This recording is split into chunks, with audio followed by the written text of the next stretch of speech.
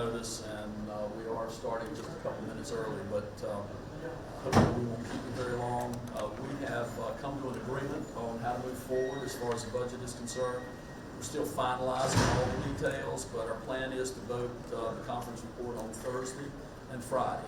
The Senate at the present time intends to come in on Thursday at 2 o'clock and then come back Friday for a third reading at 9 o'clock Friday morning. 9:30 Friday morning. Medicaid expansion will still be contingent on the budget becoming law. The conference budget will not include VLTs or the rural tourism districts. We think this is the best, most prudent way for us to move forward. With that, I'll turn it over to Stephen Moore. Well, good evening. Appreciate you all getting with us on short notice. You know, a lot of the conversation has been about where the differences of opinion are, and so I think it's appropriate that we're now able to transition and talk about on what a great budget this is, what it's going to do for North Carolinians from one end of the state to the other.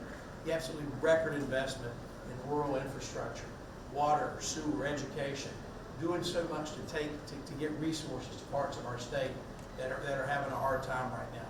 Tax relief to working families, more money for education, pay raises for our hardworking state employees and teachers, really ensuring that we have probably the greatest budgets that I've ever seen. Really wise appropriations. That is a big part of why North Carolina is doing so well, and a big part of why, in terms of the policies that have been implemented by this General Assembly, that North Carolina continues to be the #1 state in the country for business. This is a process that we go through. We've had very frank, candid conversations, work through and try to get consensus and buy-in from all ends of the spectrum here, and I think you're going to see a very good budget that I can tell you that we are very proud of. And so very pleased to have you here, very pleased that we're going to be moving forward and having a budget done here in the next few years. With that, we'd like to take questions. Does that mean no casinos at all, no VLTs at all, or just not in the budget? Not in the budget. I do not see us voting on those at any point in the coming weeks. Senator Berger, what got you to this place of being willing to take casinos out of the budget deal? I think in looking at what had transpired as far as the rural tourism districts are concerned, it was just pretty clear that the facts were almost beside the point as to what those proposals would do for rural areas, and the emotion that was actually permeating every bit of discussion about that had sort of overtaken. I've learned that in an environment like that, you're unlikely to make any progress, and so it was my belief that it was time for us to just move forward.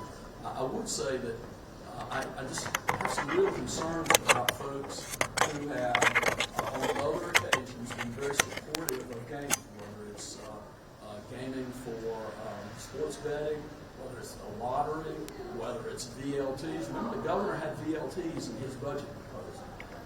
And I don't know why those same folks have a real problem with us moving forward with some sort of gaming that would actually create jobs, particularly in rural areas.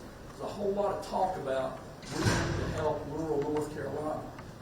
But when we have a proposal that actually would create over 5,000 jobs, good paying jobs, in rural North Carolina, increased tax base in rural North Carolina, these same folks come out adamantly opposed to it. And I think people ought to ask the question as to why certain gaming is okay, but casino gaming is something that is just totally off limits. And again, it's my belief that the emotion got the better of the discussion, and it was just time for us to get the other things taken care of. Like the speaker said, this budget has thousands of great things for the people of North Carolina. It has raises for our state employees, has additional compensation for our teachers, has a bonus for our retirees. It also has needed funding for water and sewer projects and other projects all across the state of North Carolina. So it was time for us to times taken care of. What was the timeline in this? It catches up. We just walked in here. Sorry about that. It's okay. Well, actually, the real news is that we started early. That is the real news. But the timeline is the conference report will be ready for release tomorrow. We will vote, the Senate plans to vote Thursday at 2 o'clock for second reading and Friday at 9:30 in the morning. I believe the House schedule is similar to that. It is, that's correct. Do you think at this point some of the concerns that lawmakers might have had about the gaming proposal, or if there were any misunderstandings about it, that could have been avoided if this went through a normal bill process, introduced as a standalone bill, went through committees, a little more transparency, a little more sort of public ability for the public and for lawmakers to sort of weigh in? Would that have been avoided? So I don't know that would have avoided it. I mean, if you look at the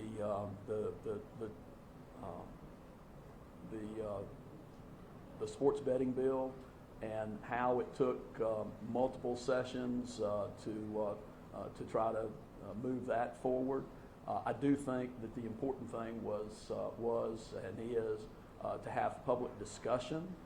And for people to have an opportunity to know that it's something that's being considered. To the extent that was not done, I think that could have prevented the bill from being successful, or the provision from being successful. I'm not sure that the legislative process itself would have improved the outcome. Senator Berger, you, I'm sorry. Oh, do you see this as a short session issue potentially? I continue to be supportive of the idea of improving jobs and job opportunities in rural areas. I think the proposal is one that definitely will do that. I will continue to be supportive and will continue to be working towards trying to get that enacted into law in North Carolina. Because the reality is that money that is being spent in Virginia is still largely coming from North Carolina and will continue to do so. So, just really quickly, if the gaming proposal, if this bill, House Bill 149, isn't moving forward right now, where does that leave all of the action that's occurred this summer with respect to casino developers coming into the state, purchasing land, requesting rezoning decisions from county commissioners? Where does that go? Where does this leave all of that sort of companies operating under the belief that casinos could be authorized by? So I don't know that anybody had any kind of guarantee that something was going to make it across the finish line. It was always subject to whether or not the legislature would take the step, and there's always the risk that things don't get passed. Is all the Medicaid stuff that was in 149 and the ARPA, all that will be rolled into the budget? It's all in the budget, yes. Final question. What time do you expect? You've had 2 minutes.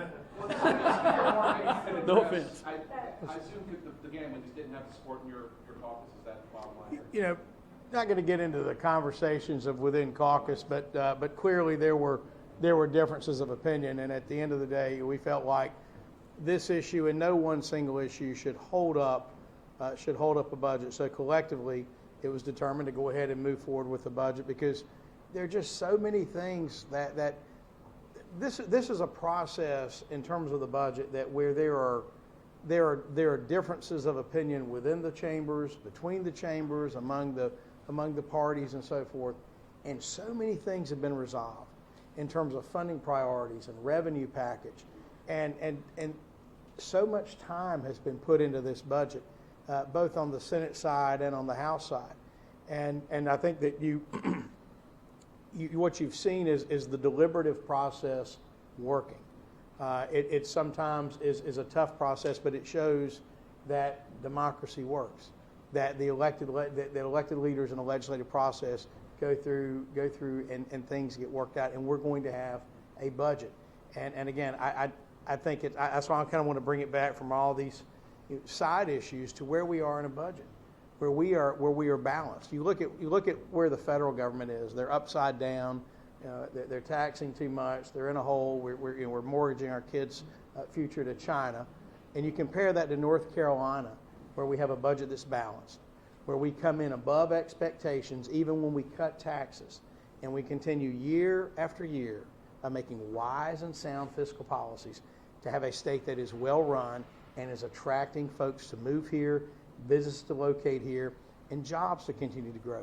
That is not the same in every other state. And so you work through this process, and I hope what each of you will report in this process is to talk about the positive things that North Carolinians are going to have from this. The fact they're going to pay less taxes. They're going to see their hard-earned dollars go into projects that matter, less waste, priorities being met, again, money into education, all these things. And so I'm very proud of where we are, and so I hope as fellow North Carolinians, as we move forward, you will join us in telling the positive story of North Carolina, and that this budget is being a key part of that. So piggyback onto that ARPA money Medicaid question from 149, can we assume that the allocations from the ARPA that was in 149 are pretty much going to be the same in the budget? Pretty much going to be the same, maybe identical. Again, as I said before, I haven't read through the document that y'all have been looking at, but I suspect it's the same thing. Yeah. But obviously, we'll know for sure tomorrow. Yeah. Okay. Speaker Moore, are you anticipating Republican votes in the House against the budget because it includes Medicaid? I don't anticipate any negative Republican votes, and I anticipate some significant Democratic votes. How about you, Senator Berger, on that same question, whether you think? I'm confident we'll have all Republicans voting for it, and I suspect there'll be some Democrats that will vote with us as well. But ultimately, we'll see when we put it on the floor. Have you spoken to the governor about this since the deal? Not about this. Last conversation I had with the governor was earlier today, but have not talked with him about the fact that we've agreed to move in this direction. Okay. All right. Triad Business Journal is reporting the Summerfield de-annexation is going to move forward. Is that true, or? That bill is not really in a deep freeze, but it's so chilly it's not moving very far. So Does it still we don't intend to vote it this week. It'll be on the calendar. The idea is it looks like folks in Summerfield are doing the right thing, and as long as that continues, we'll not move that part. There's some other things in that bill that we've got to figure out how to deal with, but the Summerfield provision, I'm hopeful that what's going to happen is we're going to get a resolution that is a resolution that's dealt with by the town of Summerfield and the developer, and we won't have to take any action. Is that still require 2 votes or just 1 in the House? It'll take 2 votes, as I understand it, because of the de-annexation part of it. It takes 2 votes in both the House and the Senate. Yep. Thank you. Thanks, y'all. Have a good evening. Go ahead, I'm sorry. I didn't